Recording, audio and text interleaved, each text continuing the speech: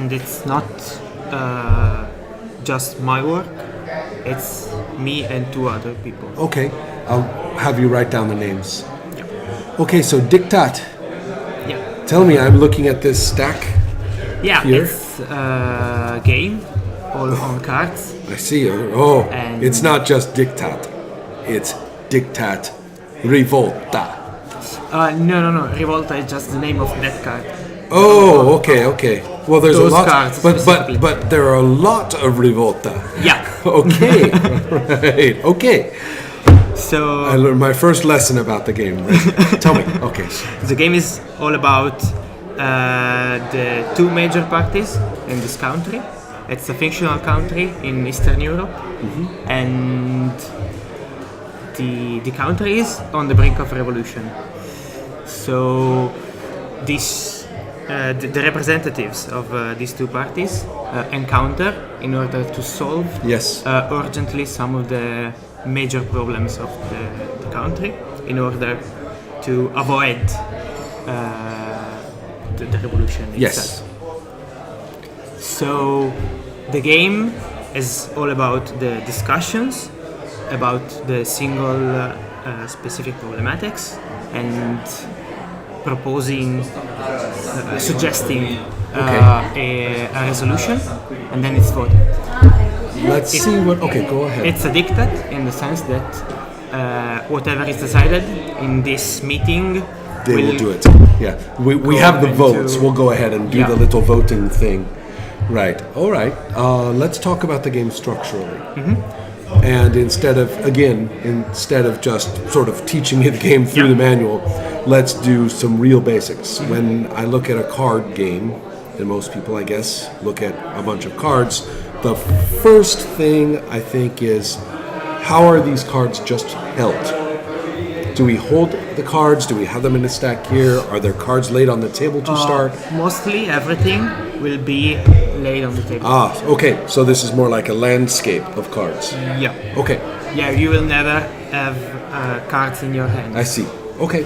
And then what do the cards on the table tell us, typically or structurally? What do they tell us? Some of the cards are about the rules of the game. So you have some of these cards at the start that represent the rules of the game. Okay, so you have the rules set out just for everybody to see. All right. Okay. And then I see. And There's, the 5 cards of those. teach yeah. you about how to prepare the table, Right.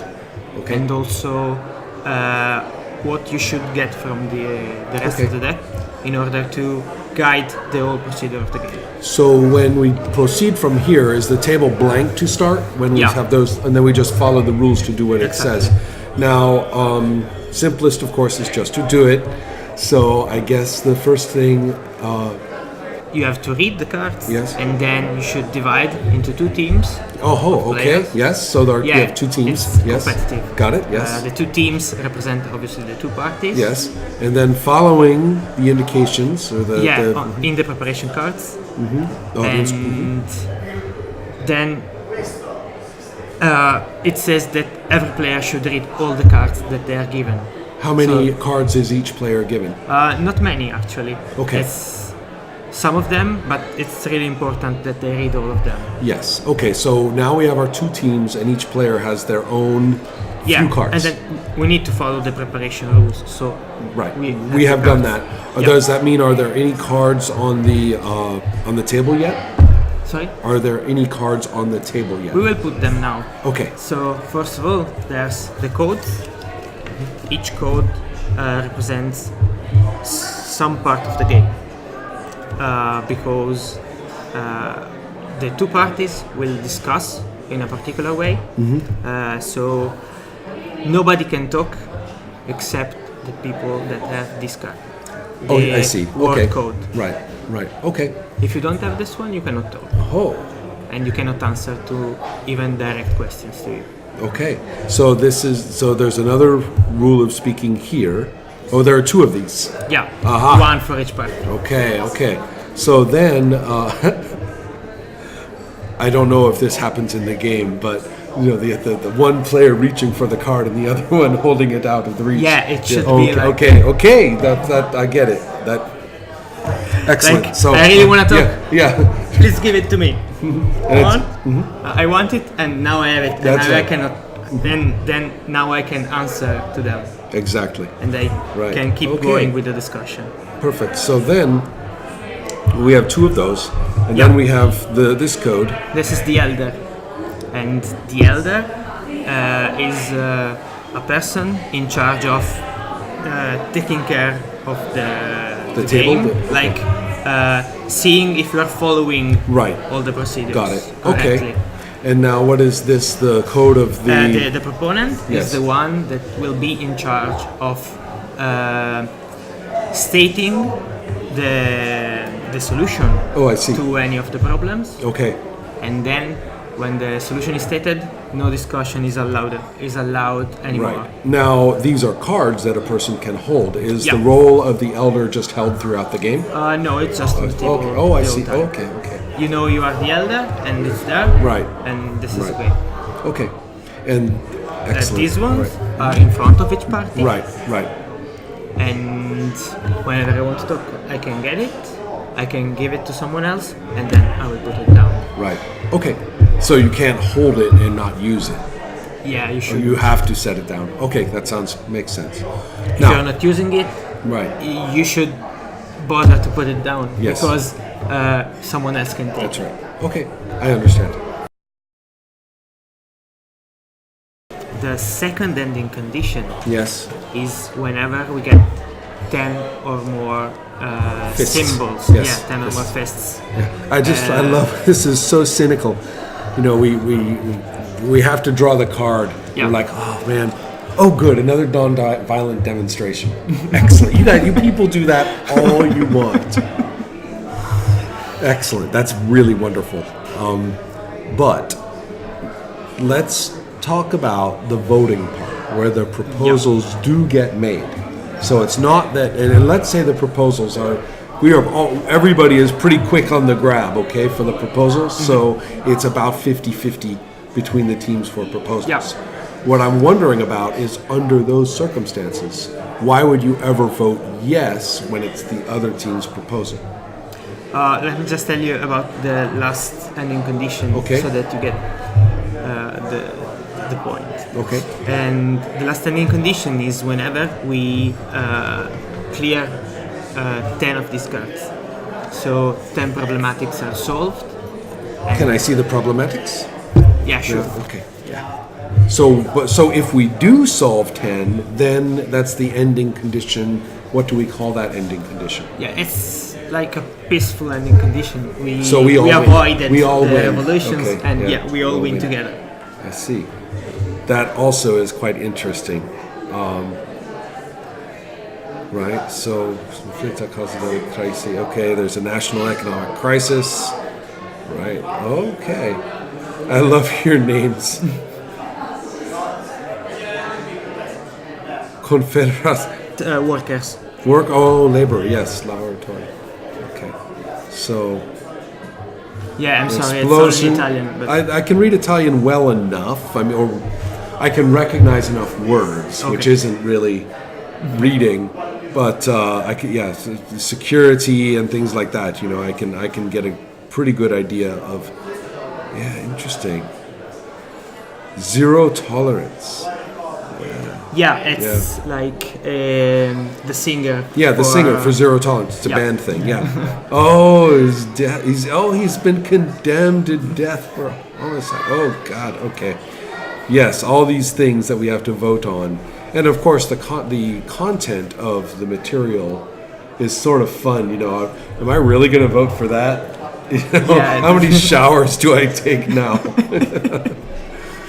Okay, now, just as with your other game, it is a proper question to ask, why bother get a consultation when you're obviously in fantastic shape? Tell me about what is not in fantastic shape. Yeah, sure. One of our concerns with it is how to produce it. Like, for us it's quite difficult to find a profitable way and like a proper way to put it out with this many cards.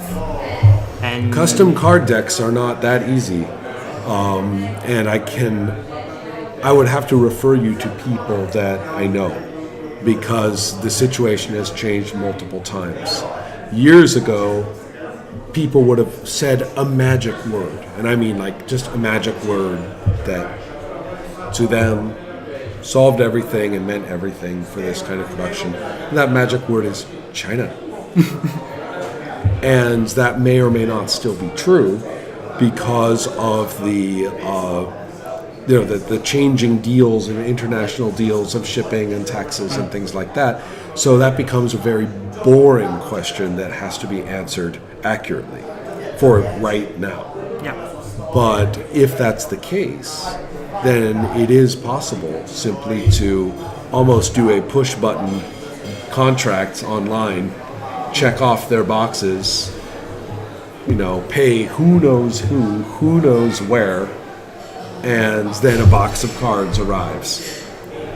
That isn't impossible, but obviously you only want to do it with companies or services that someone is using right now.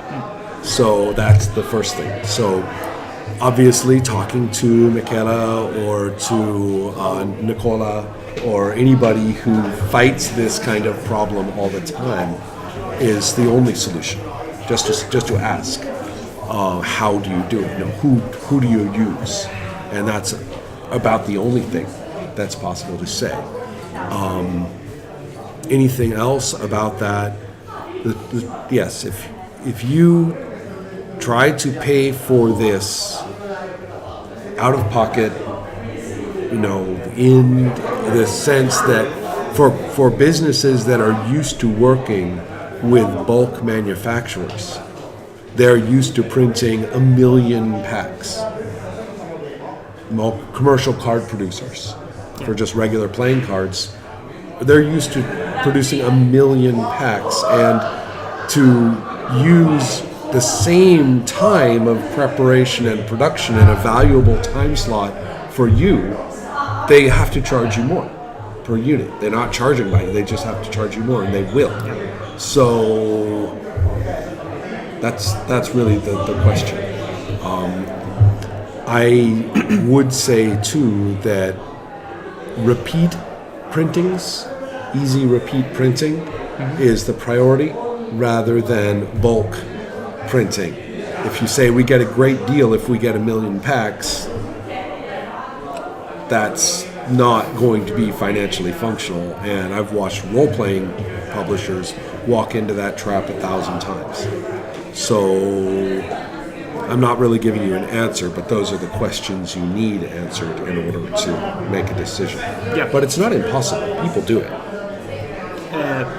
Our concern is that given the fact that the game doesn't look like a usual role-playing game. Well, okay, go on. And it's also like some sort of an hybrid between a role-playing game and tabletop. Our fear is that people might not understand it as such. Let me lay your mind to rest. There might not be an audience for it. Let me lay your minds to rest. It is a competitive card game. Stop playing. Put a period on the end of the sentence. It is a competitive card game with one team against another. Period. So and we should just don't leave it the way it is. I mean, it's perfect, and let it be what it is.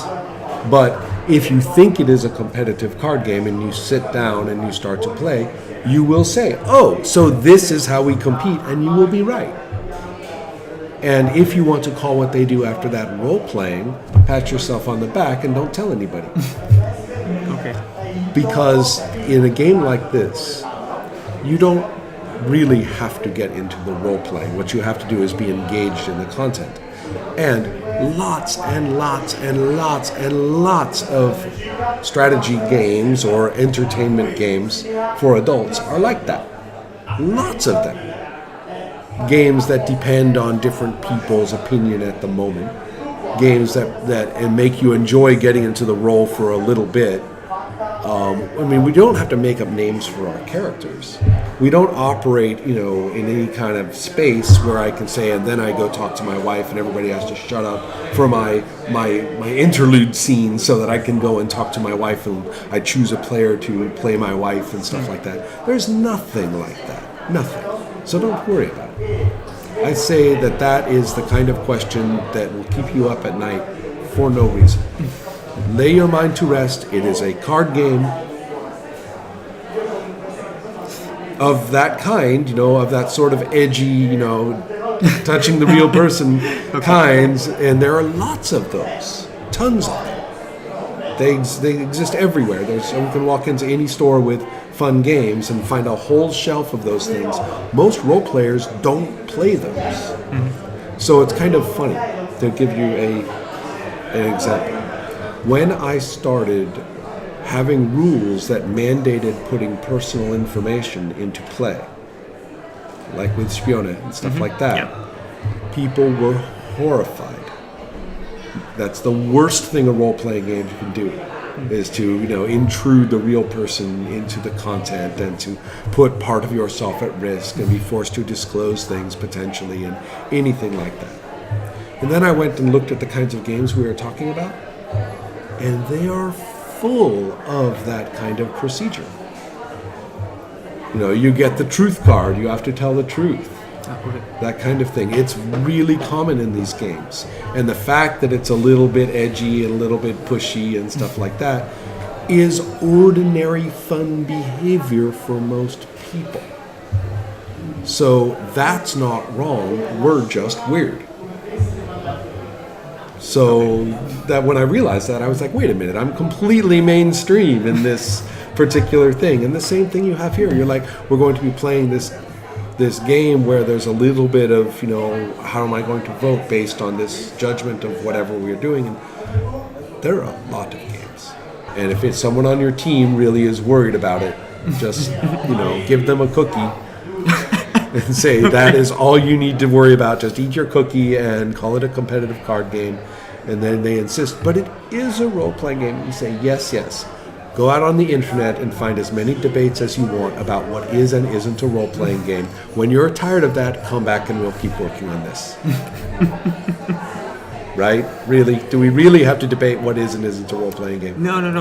We don't. Our concern, maybe, in defining it a competitive card game, is that it might change the way people vote. Doesn't matter. The material is so much fun that anybody who is inclined to do that, to look at it, will do so. And anybody who is inclined to ignore that material anyway will do so. Yeah. And who cares if that percentage is jiggled a little bit by your phrasing. So you're fine. Okay. Should I tell you about the voting part? A little bit. I mean, I remember this is not really about teaching me the game entirely, and I think it's pretty clear that once the proposal is phrased, that we will eventually, through some process, be voting, and I accept that. I don't need to know everything about it. One thing that might be interesting is that whenever we are discussing, and people are using the word conduct. Yes. The proposal card is there at the head of the table? Yes. Yes. Correct. Okay. And then whenever I want to make a proposal, I will stand up and go there. And everybody needs to shut up immediately whenever I do that. Right. These kinds of rules are also very common in these games, that of the kind I'm talking about. So no big deal. Although, if there is anything that's a hybrid with, it's not role-playing.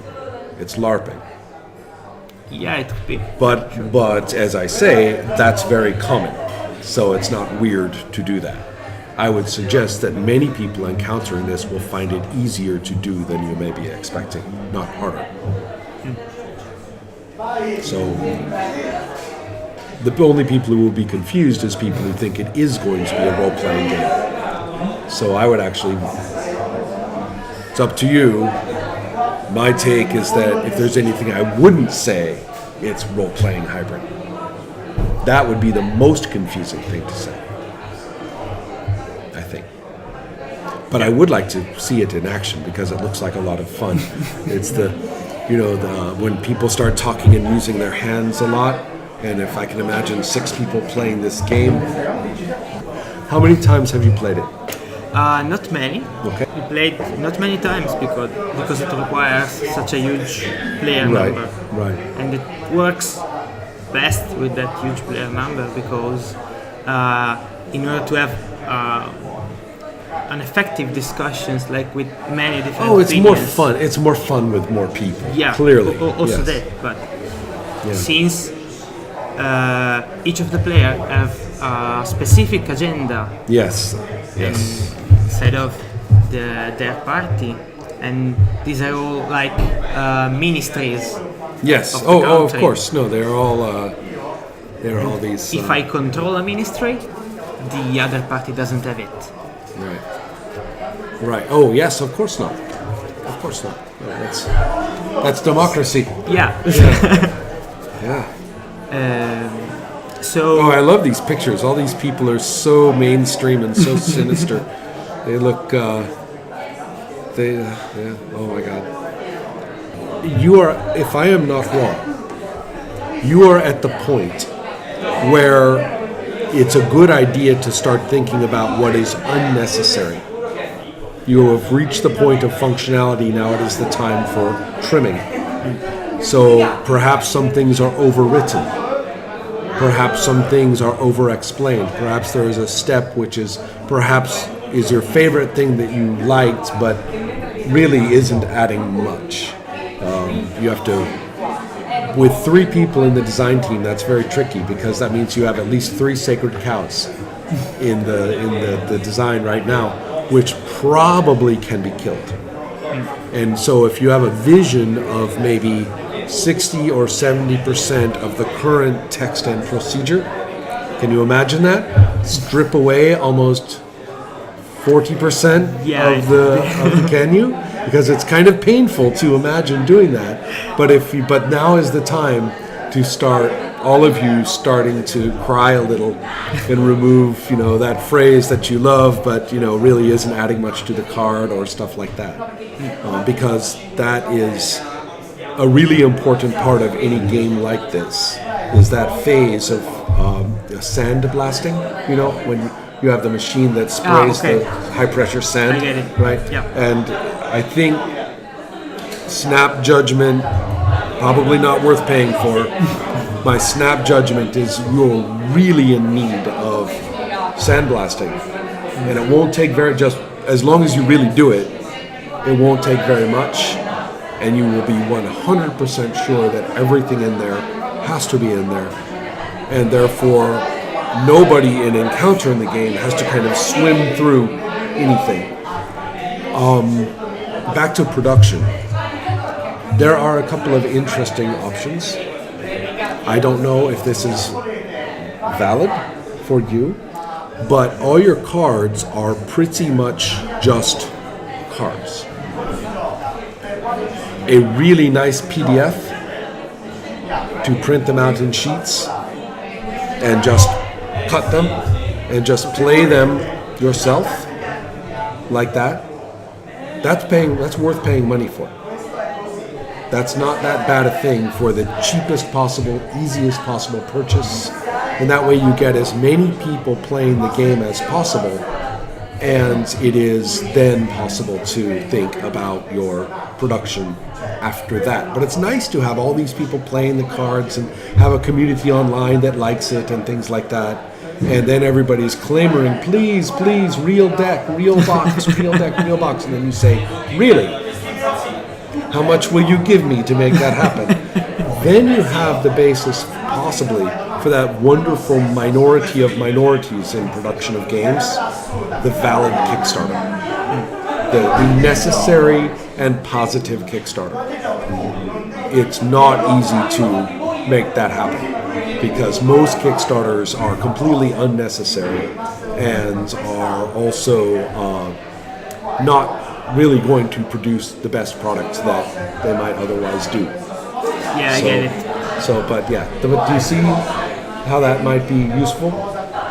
If you do want to go straight to crowdfunding, which I don't advise, but maybe you will be outvoted, right? Outvoted. Yeah, sure. Right, your track will, the track goes that way, and you end up in the, in the minority and losing, and you're going to run the damn Kickstarter or whatever.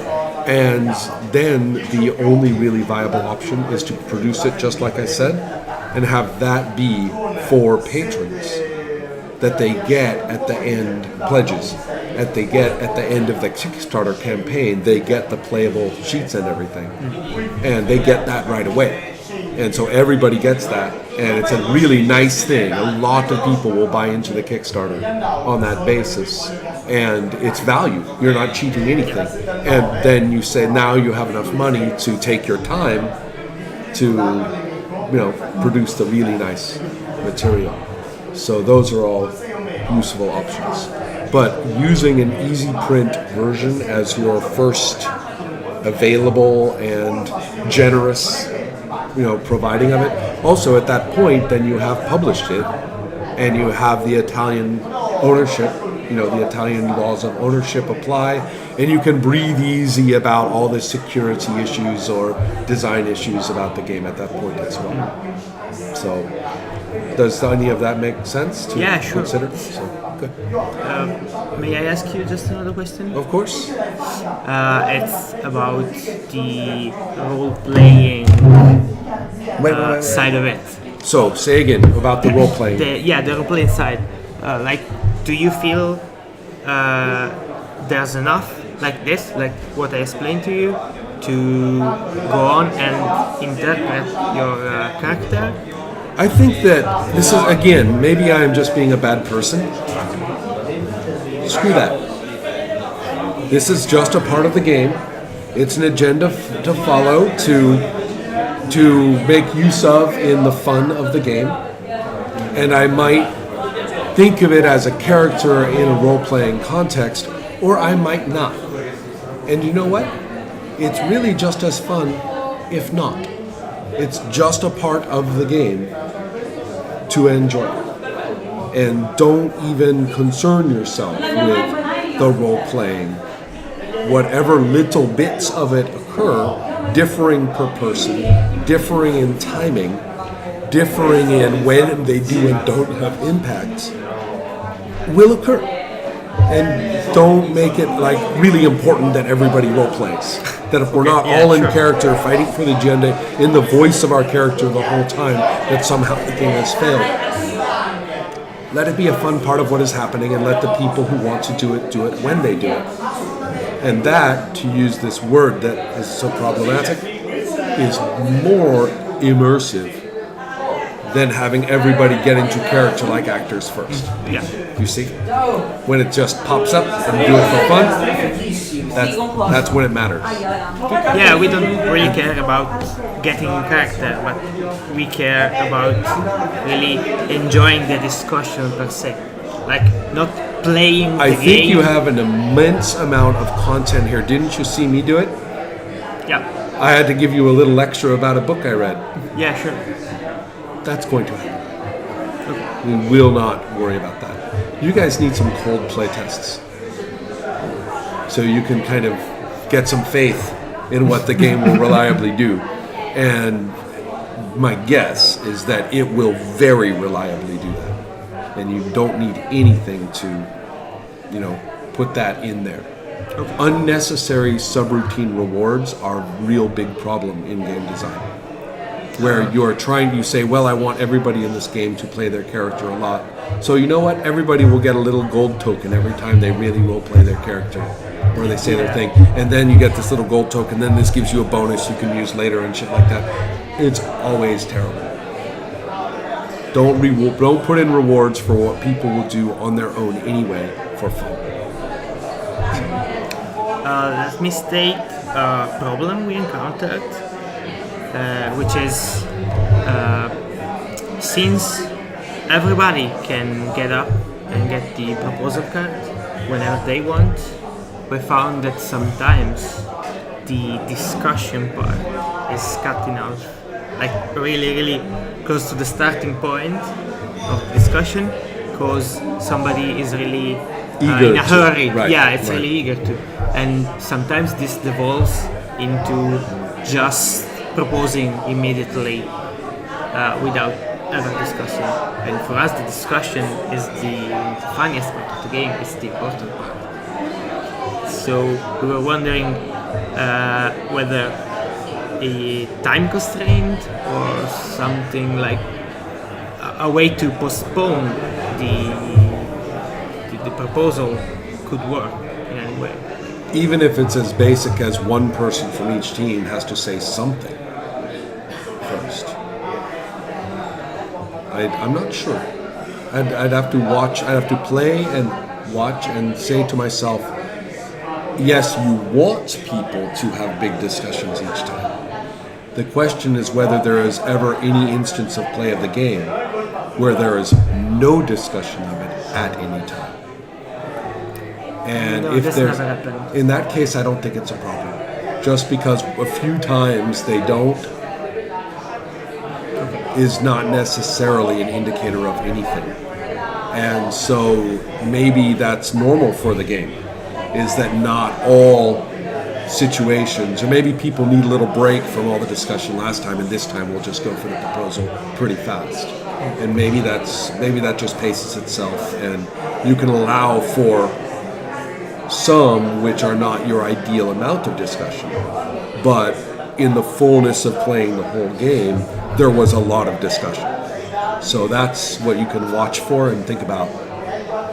But I wouldn't say just because even consistently a minority of the turns have that happen, but even if it's consistent, okay.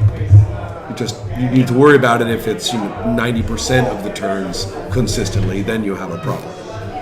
So that's what I'm thinking. Okay, good. Thank you very much. Yes, that was fun. That was fun. That's as usual. Now you have me, quite interested in getting this. So Yeah, we've been playing around with this for quite a lot of time. Right. It started like a year and a half ago, 2 years ago, something like that. who is your And- design team? Oh, it's me.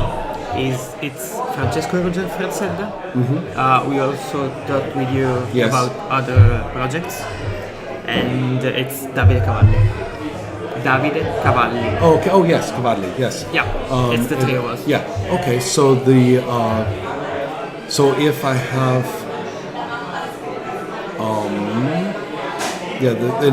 is it the same three of you who are working on Trencia? No, Trincea is mine. Just you. Okay. Okay. Excellent. All right. Excellent. Thank you very much. This was fun. Thanks again.